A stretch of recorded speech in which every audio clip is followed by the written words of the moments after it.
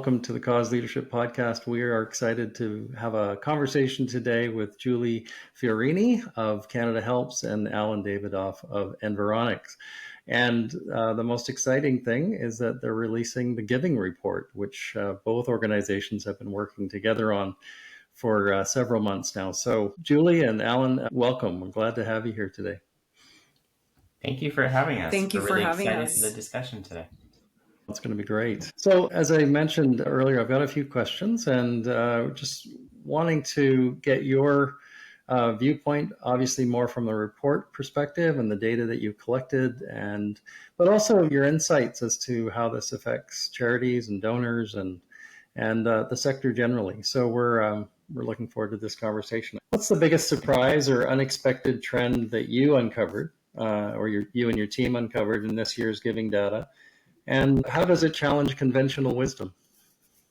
That's a great question. So I know Julie's going to have some input to this one as well. But I think, looking and diving into the data, first and foremost, there's a slight difference this year than what we've done in the past. In the past, we've looked at year over year. This year, we've actually looked at a longer trend just to see what some of the changes have been and what some of the trends have been pre-COVID as well as during COVID and after COVID.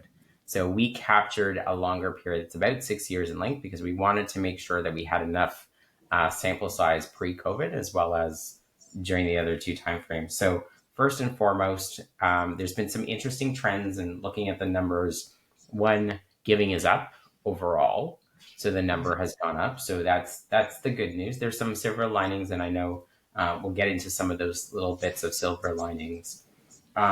Where giving is coming from and who, I don't think is necessarily a surprise in either aspect in terms of the wealthier donors across the country continue to make up the biggest pie, even though those groups are shrinking. Again, not a surprise based on age and the cohort itself. We are still seeing that they are making up a significant amount of the donations and the revenue coming in. So no surprises there. We are seeing other groups come up in terms of their giving behaviors and some younger ones also giving. And as well as when we look into whether it's the environment, Indigenous people, or other sort of areas of giving that's we've spoken about in previous years, like last year's, we see those numbers still being pretty high overall, but relative to other areas or causes, we do see them shrinking a little bit. So there are sort of hypotheses and sort of things that we feel is a rationale behind some of this. So we're excited to talk to you about that today. And then the last bit, again, probably a little bit less of a surprise, and sort of all the geopolitical stuff that's happening, all of the strikes and Canada Post stuff that's happening and that's out there shifted a little bit of the giving when we look at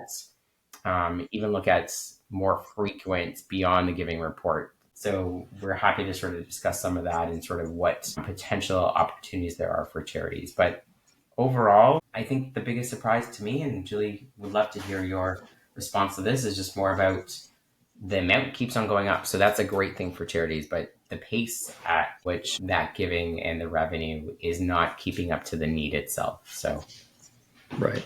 Yeah. Okay. Julie, what would you add to what Allen said already? Thank you, Allen, for that. What I would add is, and I just want to also acknowledge CanadaHelps has partnered with Environics Analytics for a number of years on the Giving Report. So we're very grateful that they work with us on this report, which is essential reading for those in the charitable sector. Yeah. What I would say is I would highlight also when we look at 2023 CRA, Canada Revenue Agency tax filer data, we do see that it's the largest absolute year-over-year increase ever recorded in terms of charitable donations. $12.8 billion was claimed by Canadians on their income tax returns, which is the highest amount ever. So that's really promising. And that looks good on the surface. So where we continue to share our concern, and what we've been watching for years, is that fewer people are giving. So even though that absolute number continues to climb, the percentage of tax filers actually claiming donations on their returns is now under 17% for the first time ever. And it's just been on a steep decline for years. And so that's where we have the greatest concern, where we absolutely recognize that not everyone who gives philanthropically gives financial donations. There are other ways to give. So you don't necessarily need to get a tax receipt to, be a show, highlight your generosity. However, if we're using that as the measuring stick, which we have been for years, we do see that as a concern. And as Allen mentioned, where the biggest growth is coming from are the top earning taxpayers. They continue to drive the rise in total donations. And so the number of people giving is less, but those who are giving more. Yeah. So it's kind of a mixed bag of emotions with that one, right? Because all of a sudden it's probably a shrinking demographic that we're dealing with, and yet at the same time we're seeing record giving. So good for the immediate, harder for the longer term, I guess is probably how we're looking at that. So when you see some of the economic uncertainty that we're facing, inflation, cost of living pressures, that type of thing, how do you think this has translated into actual donor behavior and any kind of giving patterns? Is that something that you've observed? Absolutely. I think that people have just shifted their spending patterns overall as they've had to contend with increasing cost of living, inflation rates, which have somewhat stabilized now, but over the last number of years post-pandemic, we've been dealing with that fluctuation, interest rates, and so on. What we're seeing when you look at some of the indicators from some of Canada's big banks, like the indicators on consumer spending, that is going down. And of course, charitable giving being a component of discretionary spending is likely to go down as well. And, what we're hearing anecdotally from the charities that we work with at CanadaHelps is that they're experiencing some shortfalls, which is concerning.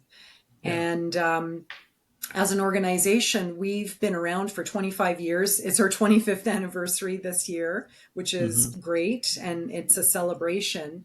And we're also taking this as an opportunity to rethink our position in the charitable sector and move beyond being a giving platform and really fundamentally shift the way folks out there are thinking about charitable giving and try to instill that sense of generosity and philanthropy in everyone, as much as possible. So whatever that looks like, and maybe it's not a financial donation. We want to encourage generosity of all kinds. And so that's our new brand positioning at CanadaHelps. The brand and what the launch will look like from CanadaHelps is really exciting. I got a sneak peek into some of it. It's really cool what they've come up with. But in terms of the questions around all the uncertainty that's happening, we actually saw it in some of the groups that we've highlighted in the book, that we've segmented some of the giving groups. So for those unfamiliar, we use Prism, our premier segmentation system, and we've layered that to sort of CanadaHelps donors and to highlight who are the types of people that actually donate and what do those groups kind of look like, to help a lot of charities bring some of that to life, to understand a little bit. And in that, we've actually seen that there are a couple of groups that innately they're actually concerned when it comes to their financial futures. And that's how they approach things, because they could be younger families with younger kids that are starting to build up wealth, that are starting their family lives together. And, with cost of housing and food and all that, there's a lot of things being thrown at them that other generations may have not had to deal with in the same manner. So, but innately, they're also coming at it from the value of, I'm concerned about my financial future. So I take time and I'm very careful and plan how I give, how I spend, and how do I sort of look at my financial future. So there are groups like that within the different cohort that we looked at. So charities should be mindful of that when they're asking for money, when they're asking for donations, in terms of all the different groups and all their values, in terms of some will have a sense of duty, and they, wealthier donors will have a sense of, I need to fill in the gap that exists because government or other organizations can't fill it, and I can. So I will give to the causes that I care most deeply about, but other causes, whether it's environment, Indigenous people, I have a sense of duty, so I will give to those causes as well. So we get a lot of that. But then there's also a lot of people that we understand, and we've seen it through the history of different recessions and whatnot that we've had to go through, like in 2008, that people start pulling back a little bit. They will give.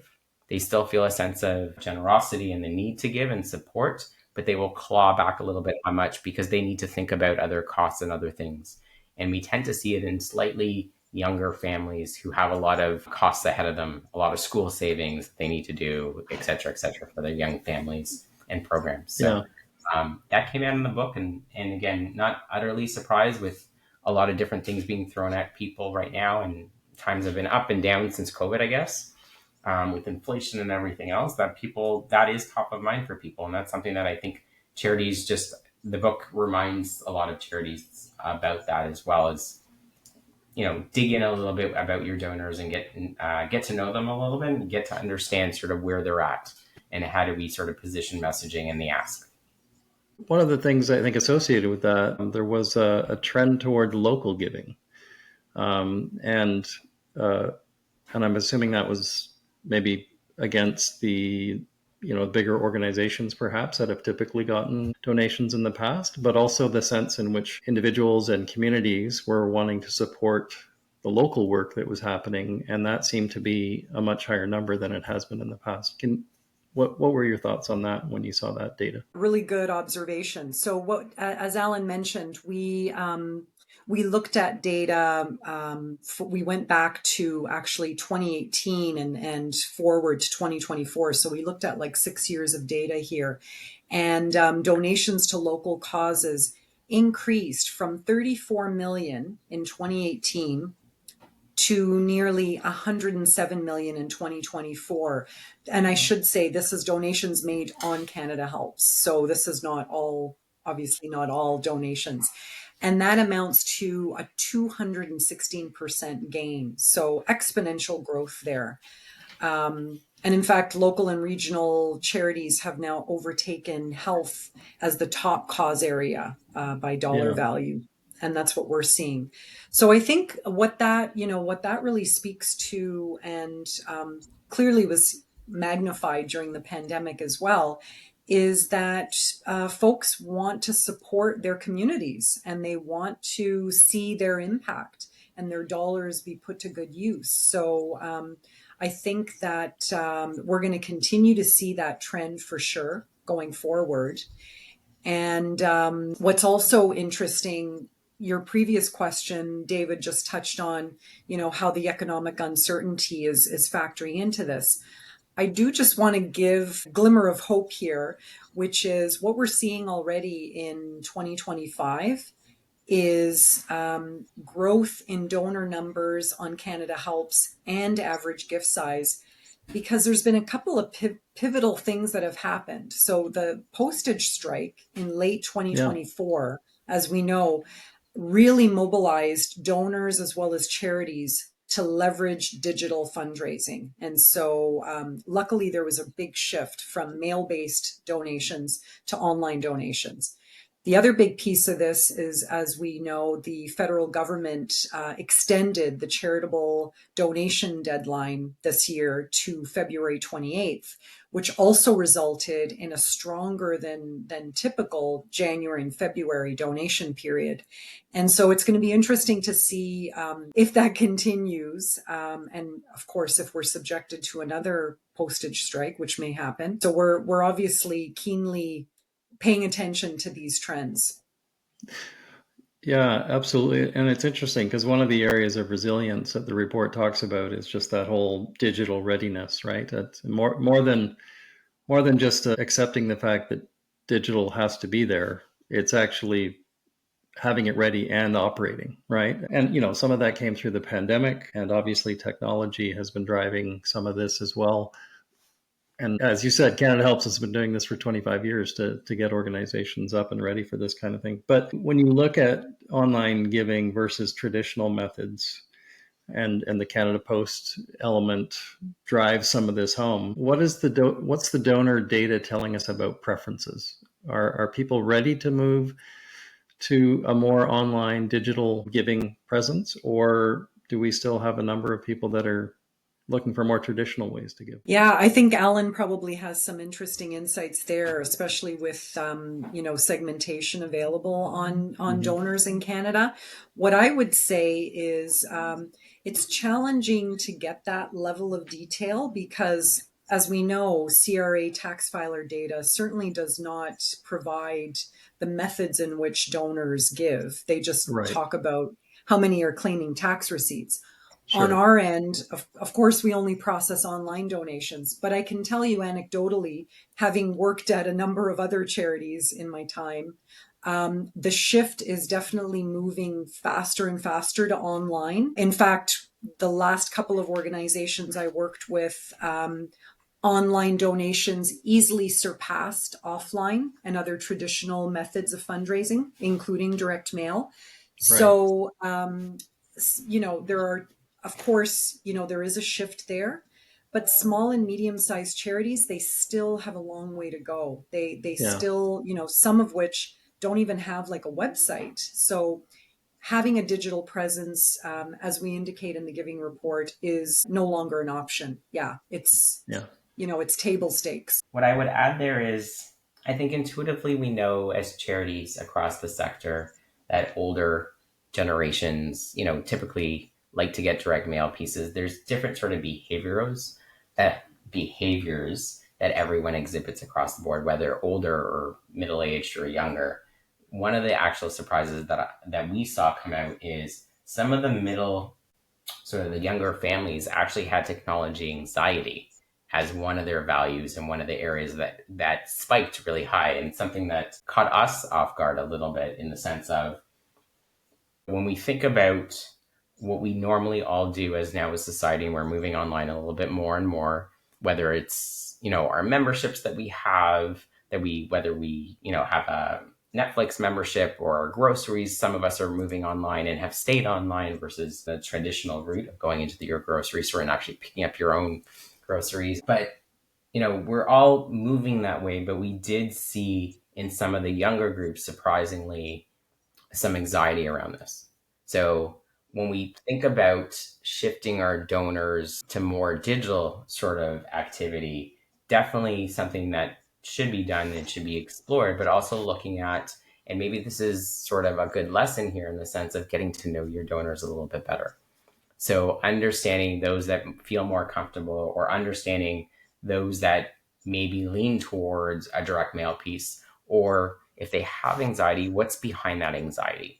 So could it be just a sense of privacy and breaches and all the stuff that they hear, even the younger folks, and looking at some of the technologies charities have, maybe they're not aligned with what we normally expect to see as well. Because I've seen a lot of those conversations as well. So whether it's autofill forms and things are ready to go and it says, privacy, whatever the labels and stickers are, when younger folks don't see that and don't see a tap as you go, or don't see that a really easy subscription process, or what's been described as subscription, they have anxiety around that because they hear about all these different stories.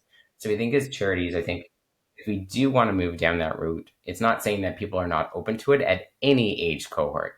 But I would say the big lesson there is maybe get to lean in and understand who your donors are and their preferences, and what sort of, what do they respond to? And if they have hesitations, what are those hesitations? And can you educate?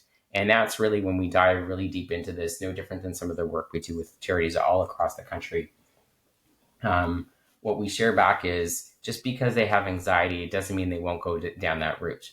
It just, maybe they need to be educated a little bit better, or your tools, you need to take a look at them to see what's coming through in that anxiety based on the tools or your sort of processes as well. So I think that's the biggest thing. But to Julie's point, we are in an area where a lot of charities can benefit from moving digitally, that can enhance what they're doing through direct mail. Because I personally feel like direct mail is not going anywhere for quite some time. There's always going to be direct mail, and it's shown itself to be a growing and a pretty useful tool and a channel for a lot of different charities.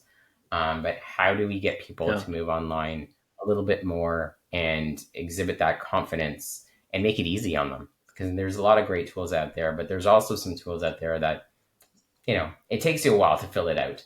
And for all of us digital natives that are out there swiping and tapping and signing up for all those things, it feels very awkward and different to be needing to fill out like 7 different forms before you can actually make an online donation. The donor journey, right? Once they hit the website. I know Canada Helps has been very keen to raise awareness around cybersecurity and the elements of, and that's another element I would say of digital resilience. It's not just, am I willing to make a donation online, but is my donation going to be protected? And so those are some other concerns I think that we probably see and could have an entire hour's conversation on cybersecurity, but we won't do that. So I'm going to move on to the next one here.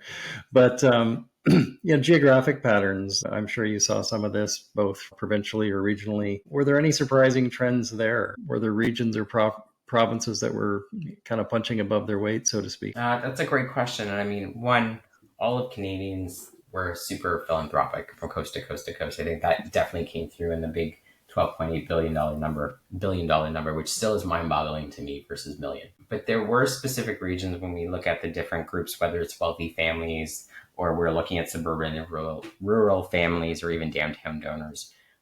There were some groups or some geographies, CMAs and cities that did punch above their weight.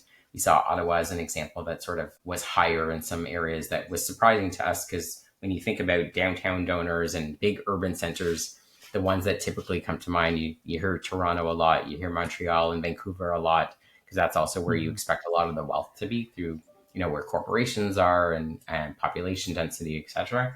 But having the Halifaxes and Ottawas and Calgarys come up higher in ranking in some of those areas was actually quite surprising, which is great to see. And we saw it across the different sort of donor groups. So we saw that certain cities became a lot more philanthropic, and they were surprising based on their population sizes. We're definitely punching above their weight. But overall, we did see a mix as we go through the different donor groups, whether it's within towns or city centers or suburbia. We did see a mixture of different cities and towns pop up in spades, which is great to see that we're not constantly reliant on the same areas to sort of give, I would say.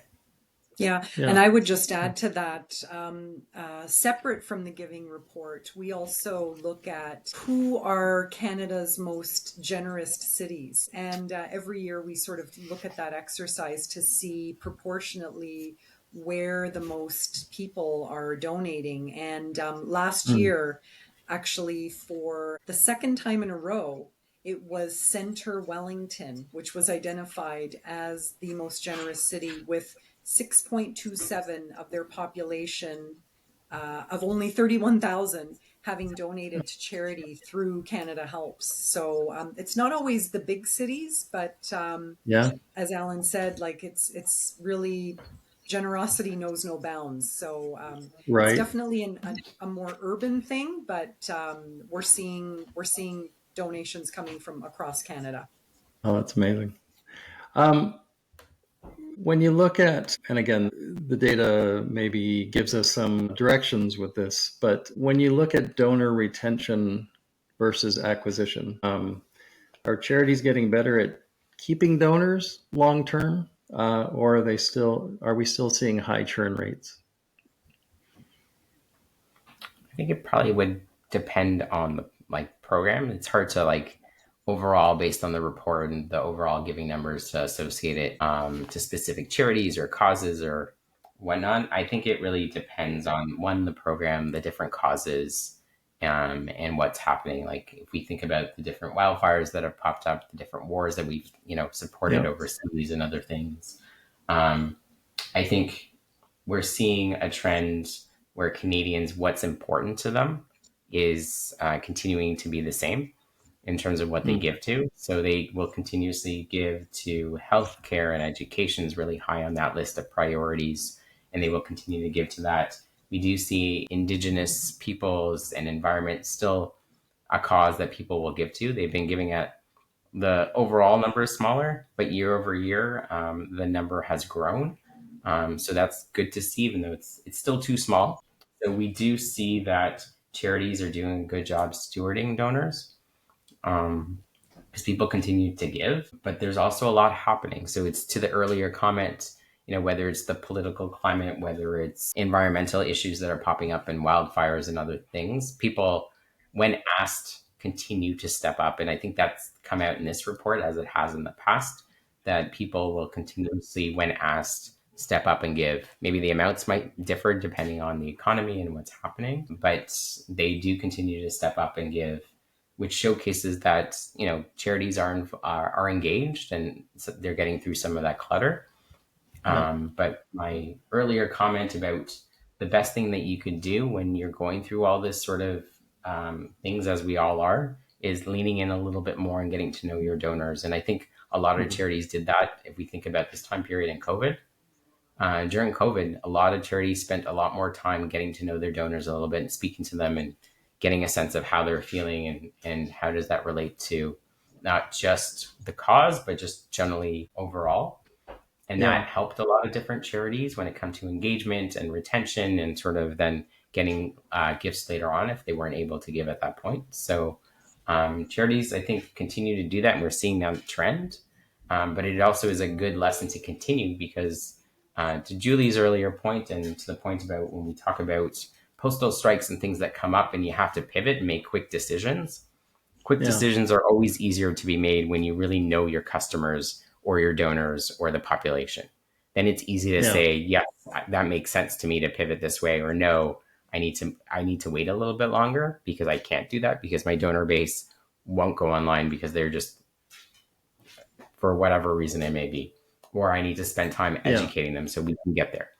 So I think the best thing, and sort of a long-winded answer to sort of your question, is that you just need to continue to lean in. So during these times, so you can pivot, the more you lean in, the more you know your donors, the better you can make those kind of decisions and also keep them longer term. Yeah. Thank you. Julie, did you want to add to that? Or? Yeah, I would just add, in terms of donor retention, stewardship is paramount. And so that's probably a whole other podcast topic in itself, how to properly steward donors and thank them.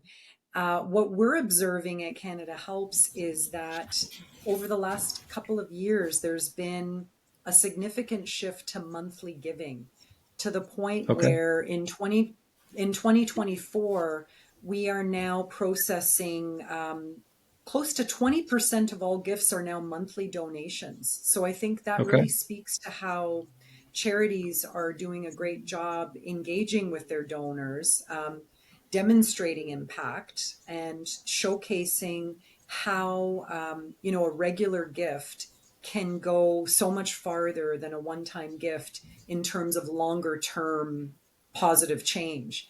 And so I think, that's definitely emblematic of donor retention.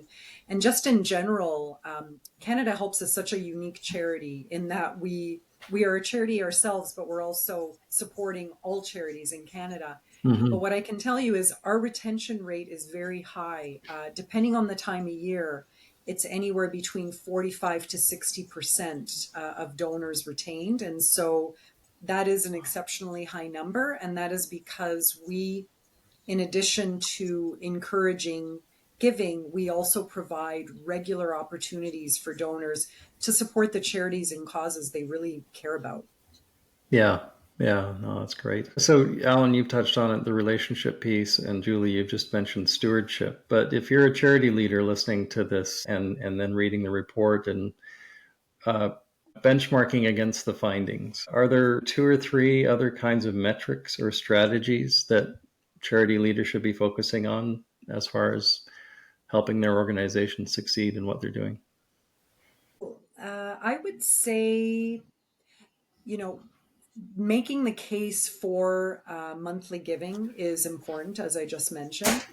The other important trend, I would say, is since we're now seeing that it's the higher income donors who are really fueling the growth year after year, consider other gift types, such as donations of securities, because that's another area where we are seeing exponential Yeah. growth at Canada Helps. Okay. If I can just get the stats here. The value of securities donated in 2024 alone went up 40% from the year before. And so Okay. we're seeing that kind of growth, and we're still seeing that in 2025 as well, despite the volatility of the markets. So I would say, even if you, as a charity, if you don't have your own broker, if you don't have the ability to accept donations of securities, let Canada Helps do that for you, because we can do that. So we can facilitate that for any charity. And then the other big one I would just add, David, is really important annual events like Giving Tuesday, which in Yeah. 2024 There you go. raised on Canada Helps 20% more than the year before. So that continues to grow as well. And so having Giving Tuesday be a real component of your annual fundraising plan is very important as well. Yeah. No, that's excellent points. Alan, anything to add to that? I would say, funny enough, I think what we actually saw with Giving Tuesday was bigger this year for Canada Helps than the holiday giving.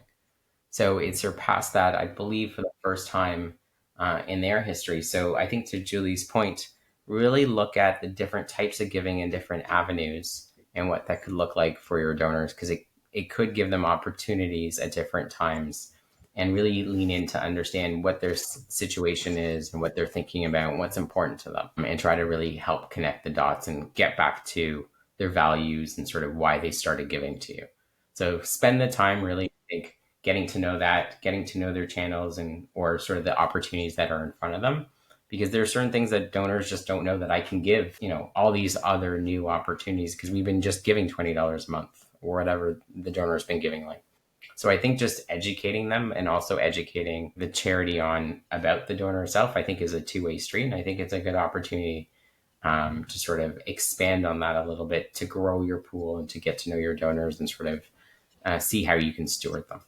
Mm-hmm. Yeah. And just to clarify Alan's point about holiday giving, so December 31st is typically the single largest fundraising day for pretty much any charity who's actively fundraising. Mm-hmm. And Canada Helps is no exception. It's definitely our biggest fundraising day.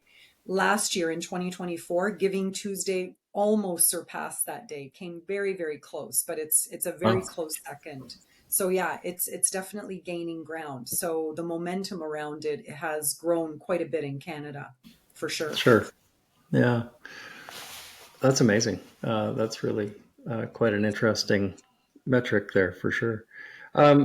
Julie, when you consider Canada Helps and all that it's doing for the sector and in the sector, what is it that you hope people will take away from the Giving Report, whether it's donors or whether it's charities, or what are some of your final thoughts around the value of this report and what it means to the sector?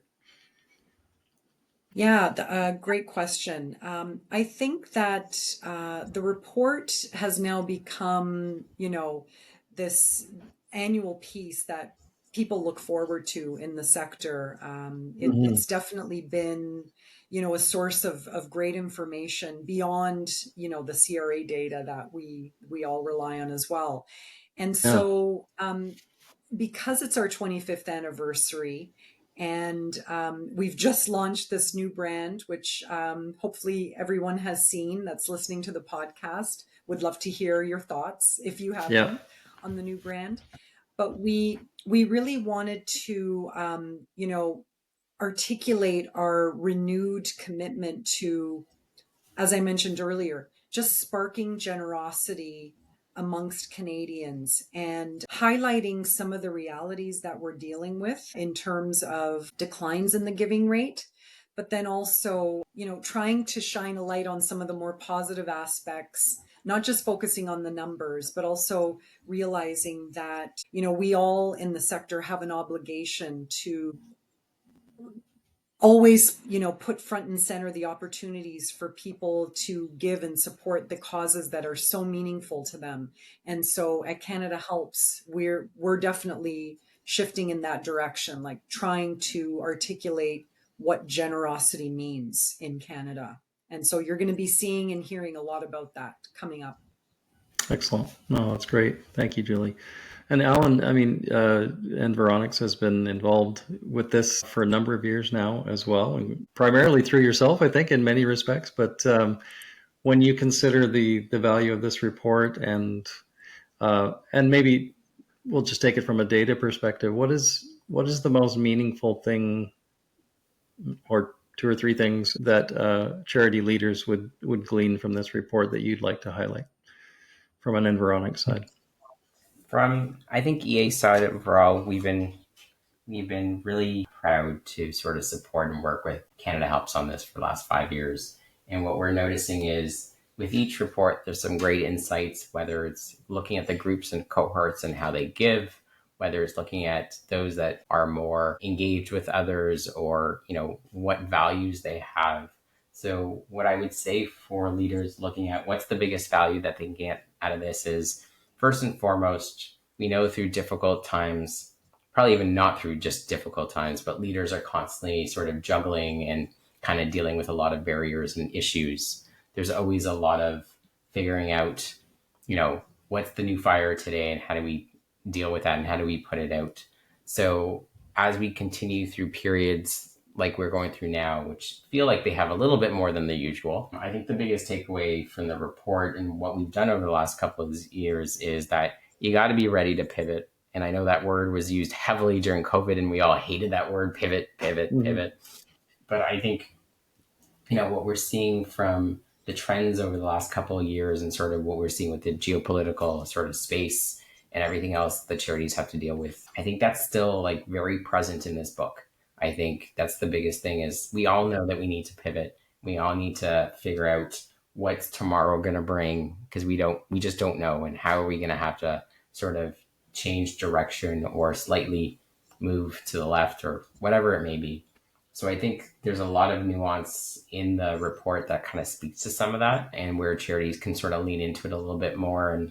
And I think the biggest message which we've sort of conveyed to this point is really dive in and get to know your donors, because it makes the pivoting a lot easier to make those strategic decisions, those big decisions. And I think if there was any big takeaway, I think that would be it, is that we don't know what tomorrow will bring. We don't know what the next year will bring. So the best way to tackle it is really understand the environment and your donors, and sort of what's happening with them, in order to make these bigger decisions. But at the same time, as we've seen and Julie has highlighted, there's great organizations like CanadaHelps that has tools for you that you can utilize to actually support some of this. So whether it's educating your donors on, their giving online, and sort of how can you use a secure and privacy-friendly platform like CanadaHelps, or the types of channels available to them. There's a lot of great information out there that I think a lot of charity leaders could be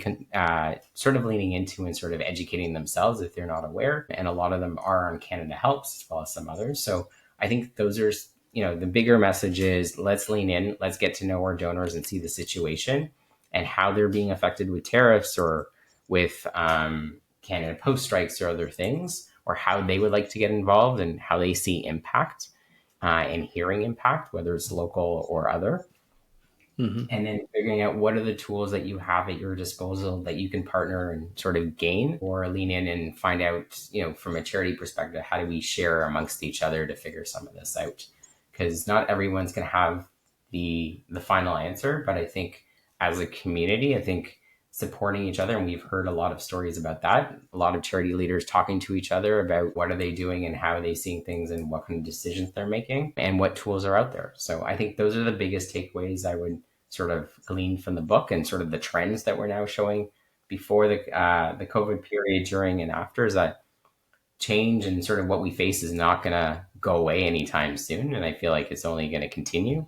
So the best way to deal with that is really to get to know your community, your donors, and then figure out what tools are available that you can lean into and sort of utilize at your fingertips. Great. Thanks, Al.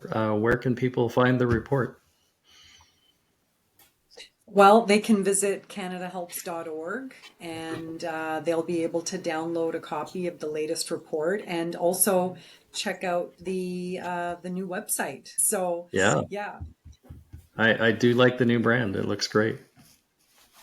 Oh, great. Thank you, David. Great. Excellent. Um, Thank you both. It's been great to speak with you and to hear a bit about the report and some of the details of it, and certainly your own insights and the data that you brought forward. You know, the charitable sector continues to be one of those sectors that is so vitally needed, and so for your contribution, both from CanadaHelps and for Environics, thank you. As somebody who works within the sector but also supports the sector, it's great to have this kind of information. I hope people take advantage of it when they get the opportunity to see it. We hope so too. Great. Thank you Yeah, so much. great to have you both today.